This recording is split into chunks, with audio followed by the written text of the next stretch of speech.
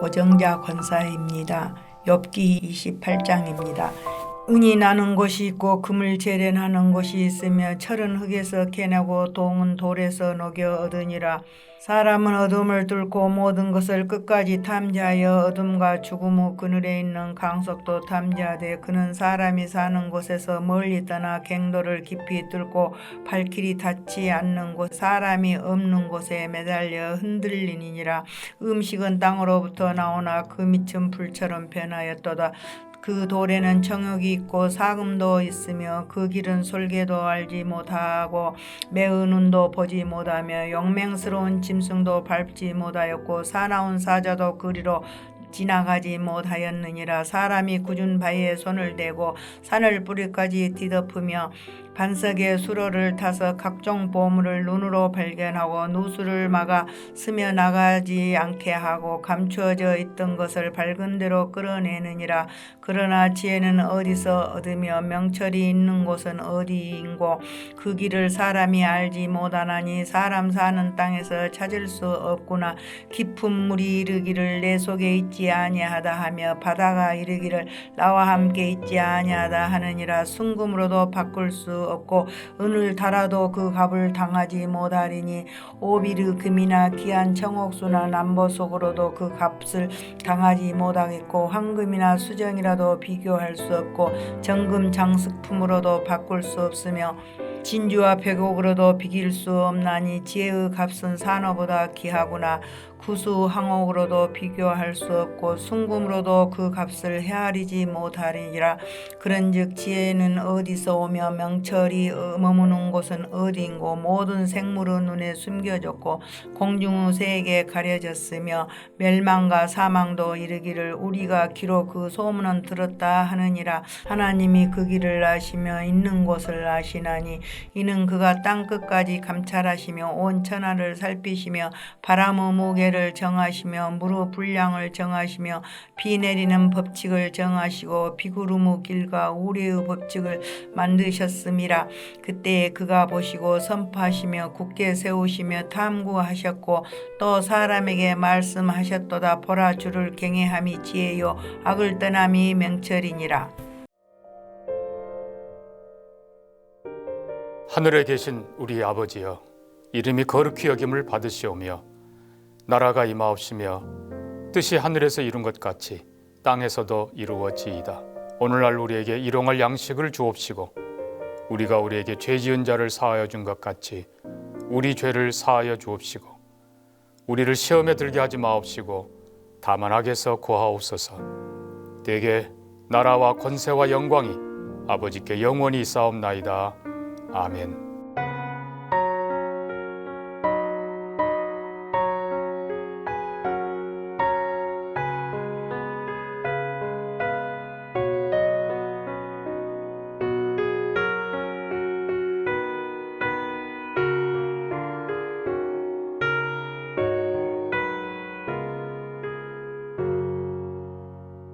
내 주 되신 주를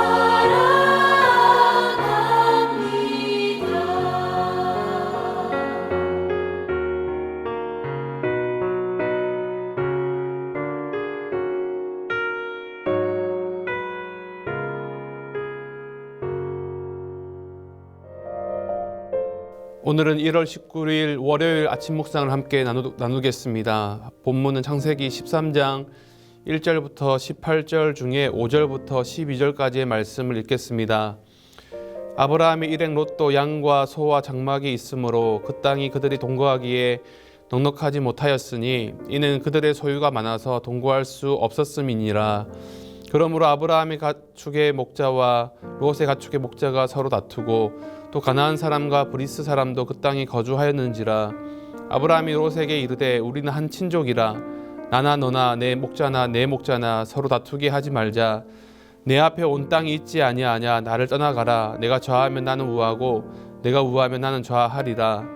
이에 롯이 눈을 들어 요단 지역을 바라본즉 소알까지 온 땅에 물이 넉넉하니 여호와께서 소돔과 고모라를 멸하시기 전이었으므로 여호와의 동산 같고 애굽 땅과 같았더라. 그러므로 롯이 요단 온 지역을 택하고 동으로 옮기니 그들이 서로 떠난지라. 아브라함은 가나안 땅에 거주하였고 롯은 그 지역의 도시들에 머무르며 그 장막을 옮겨 소돔까지 이르렀더라. 아멘. 오늘 본문에서 아브라함은 기근 때문에 애굽에 갔다가 올라오는 장면이 나오고 있습니다. 이전 12장 후반부를 보면 이 아브라함이 기근을 피하기 위해 아내 사라와 함께 이 이집트로 내려갑니다. 그런데 아내 사라가 너무 예쁜 것을 알았기 때문에 아브라함은 이 아내를 루이라고 속이기로 합니다. 그렇게 속였지만 바로 왕은 사라를 데리고 가서 자신의 아내로 삼으려고 했는데 아브라함이 그 남편인 것을 후에 알게 된 다음에 이것으로 인해서 아브라함에게 나귀와 또 여러 가지 재물을 주며 다시 돌려 보냅니다. 그렇게 하면서 이제 아브라함은 다시 가나안 땅으로 올라와서 오늘 본문의 말씀이 이어지게 되는 것입니다. 아브라함이 이 하란에 있을 때에 우르에 있을 때 재산이 있었지만 이집트에 다시 갔다 왔을 때 재산이 더 늘게 되었습니다. 그래서 재산이 너무나도 많아져서 이렇게 또 케어할 수 없는 상황이 되었습니다. 그리고 롯도 마찬가지로 아브라함을 따라 나오면서 재산이 있었고 이집트에 갔다 올 때 재산이 더 불어나게 되었던 것입니다. 그래서 아브라함과 롯의 목자들이 서로 다투게 되는 그러한 일들이 일어나게 됩니다. 싸우면서 풀이 부족하니까 계속해서 트러블이 일어나게 되었습니다. 그래서 어느 날 아브라함이 롯에게 말합니다. 롯아, 우리가 싸우지 말고 우리가 서로 나뉘어서 땅을 차지하자. 네가 동쪽으로 가면 내가 왼쪽으로 서쪽으로 가고 네가 북쪽으로 가면 내가 남쪽 가리라 라면서 아브라함이 먼저 롯에게 선택권을 주면서 이렇게 땅을 나누자고 그렇게 했습니다. 그래서 롯이 그 땅을 나누기로 한 다음에 눈을 들어 앞과 오른쪽을 바라보니 아주 아름다운 땅이 보였습니다. 지금 아브라함과 롯이 서 있는 땅은 유대 고원 지역입니다. 거기서 밑을 바라보면 요단강이 보이게 됩니다. 계곡으로 요단강이 보이고 오른쪽을 바라보면 사해가 보이게 됩니다. 사해 그 너머에 보면 소알 땅이라고 있는데 그 땅은 굉장히 아름다운 땅입니다. 그래서 롯이 눈을 들어서 어떤 땅을 고를까 바라보았을 때에 소알 땅이 딱 눈에 들어왔을 것입니다. 왜냐하면 마치 축구장 잔디처럼 그렇게 풀이 풍성하고 아름다운 곳이 소알 땅이었기 때문입니다. 그래서 롯은 결정합니다. 아브라함에게 제가 소알 땅으로 가겠습니다 라고 이야기를 하게 됩니다. 그러면서 이 소알 땅으로 향해 가는데 성경은 이 소알 땅에 대해서 뭐라고 얘기하냐면 에덴 동산과 같다라고 말하고 있습니다. 여호와의 동산 같고 너무나도 아름다운 땅이었다고 말하고 있는 것입니다. 그래서 이제 롯은 그 땅으로 옮겨가게 되었는데 이제 나중에 나오게 되겠지만 사실 그 땅은 패역한 땅이 되고 말게 됩니다. 아브라함이 거하고 있는 유다 산지는 비가 오지 않으면 안 되는 땅이었습니다. 그래서 비가 꼭 와야 하는 그러한 땅이었죠. 그래서 이른 비와 늦은 비가 와야만 풀이 나는 그러한 지역이었습니다. 아브라함은 롯이 소알 땅을 골랐을 때 자신은 유대 산지를 고르면서 그 땅에 거하게 되었습니다. 사실 누가 봐도 눈에 보기 좋은 땅은 소알 땅이었습니다. 그런데 아브라함은 유다 산지에 거하면서 이 땅에 거하면서 계속해서 하나님께 비를 구했고 하나님을 바라보았기 때문에 하늘을 바라보았기 때문에 패역하지 않는 타락하지 않는 삶을 살아갈 수 있었습니다. 왜냐하면 매일 하나님을 바라보아야 할 수밖에 없는 환경이었기 때문입니다. 그런데 롯은 물이 풍부하니까 하늘에 비를 구하지 않아도 하나님께 비를 구하지 않아도 살아갈 수 있으니까 하늘을 바라보지 않고 하나님을 구하지 않고 땅만 바라보며 살아갔습니다.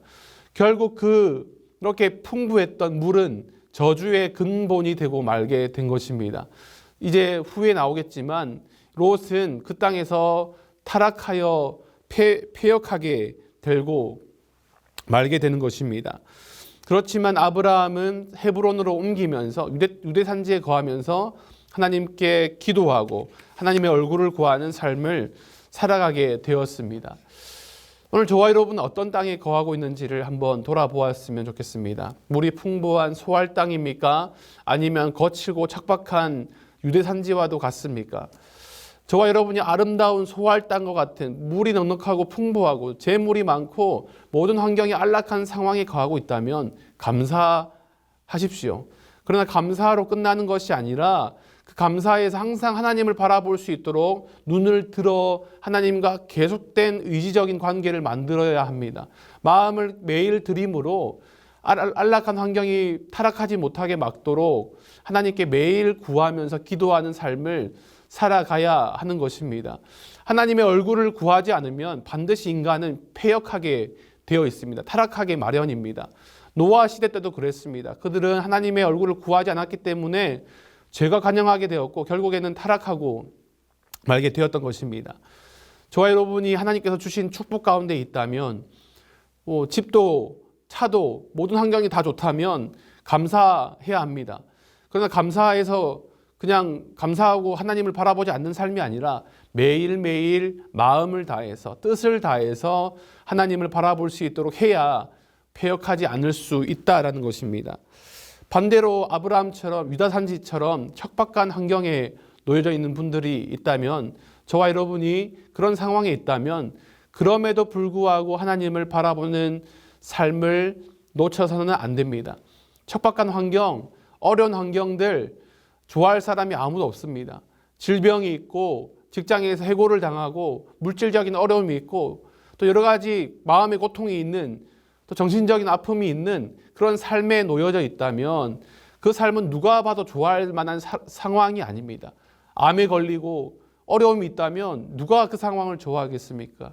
그러나 그런 상황이다라고 할지라도 하나님을 바라보는 삶의 훈련을 해야 하는 것입니다. 내 삶에 어려움이 왔지만 그것으로 끝나는 것이 아니라 그를 통해서 하나님을 바라보고 하나님을 구했더니 하나님께서 내 삶을 인도하셨다라고 간증할 수 있는 삶을 살아가야 하는 것입니다.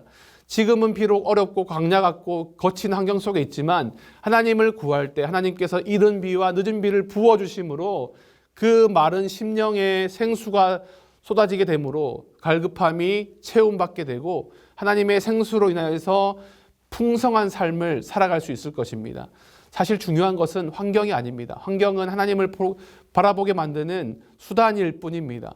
저와 여러분이 환경을 통해서 하나님을 바라보게 된다면 그것은 정말로 축복된 환경인 것입니다. 그러므로 하나님께서 연단에 불을 주실 때에 하나님께서 거친 광야 같은 환경을 주실 때에 상황을 주실 때에 그때 하나님을 끝까지 바라보고 순종해야 합니다. 내 삶은 왜 이래? 하나님 안 계셔라고 불평하는 것이 아니라 끝까지 하나님을 의지하고 붙잡는 믿음이 필요합니다. 그렇게 하나님을 붙잡을 때에 그 삶을 통하여 하나님을 더욱더 경험하게 되면서 거친 광야가 푸르른 풀이 나는 초원으로 바뀌게 될 것입니다.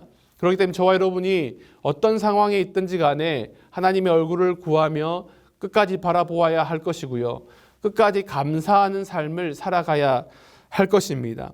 그때에 하나님의 역사가 이루어지게 될 것입니다. 하나님은 저와 여러분을 빚어 가실 것입니다. 손으로 만지시고 회복시키시고 하나님의 뜻에 맞는 사람이 되도록 연단시켜 가실 것입니다. 그런데 그 연단의 손길을 거부하면서 나는 하나님의 기준을 가지지 않을 거야, 내 기준을 놓지 않을 거야 라고 말한다면 그 시간은 더욱더 오래 걸릴 뿐입니다.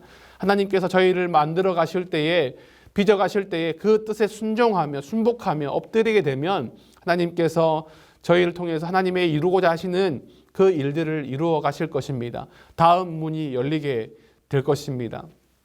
그러므로 지금 어렵고 힘들다 할지라도 끝까지 하나님을 붙드시고 순종하는 삶을 살아가야 합니다. 눈에는 정말로 소망이 보이지 않고 희망이 보이지 않는 삶이라고 할지라도 하나님께 완전하게 엎드리며 하나님, 제 삶은 하나님의 것이니 하나님의 뜻대로 하십시오라고 말한다면 하나님의 은혜가 저와 여러분의 삶을 통해서 이루어지게 될 것입니다. 그 하나님을 붙잡음으로 하나님의 만지심을 경험하는 저와 여러분의 삶 되시기를 예수님의 이름으로 간절히 축복합니다. 기도하겠습니다. 하나님 아버지, 아름다운 땅에 거할 때든지 거친 땅에 거할 때든지 주님만 바라보고 살아갈 수 있도록 도와주시고 주님만 더욱더 의지할 수 있도록 역사하여 주시옵소서. 하나님, 거친 환경에서 하나님을 바라보기 쉽지 않습니다. 그러나 마음을 다잡고 주님을 바라봄으로 주님의 회복을 경험할 수 있도록 도와주시고 주님을 더 사랑할 수 있는, 더 주님을 경험할 수 있는 저희 삶 될 수 있도록 역사해 주시옵소서. 그렇게 일하실 줄 믿사옵고 예수님의 이름으로 기도합니다. 아멘.